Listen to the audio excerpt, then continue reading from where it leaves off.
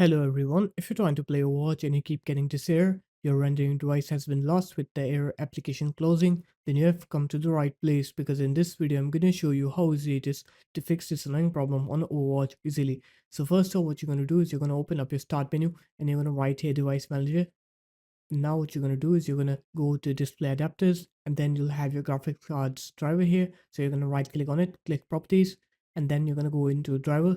And here, if you have rollback driver enabled, you're going to click onto that and it will roll back your driver. And once it's done with that, now you can try to play Overwatch and you'll see that your game will now work. But if you have it disabled or grayed out like me, then what you can do is you're going to uninstall device here and then it will uninstall your graphics cards driver. Now what you're going to do is you're going to open up your web browser and then you're going to search for your graphics card here. So if you have an NVIDIA card, you're going to select for NVIDIA. If you have an AMD card, you're going to select for AMD.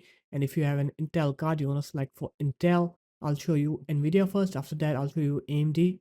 So just come here, click on to drivers, and then you're going to fill in this form. So just click on to the product category, select your card, GeForce, and then select your graphics card. So once you fill in this form, you'll select your operating system, click find, and once it finds your graphic cards driver, now what you're going to do is you're just going to select the second last or any older graphic cards drivers, not the latest one, because the latest one is having problems with Overwatch. So just download like a month or 2 months old driver.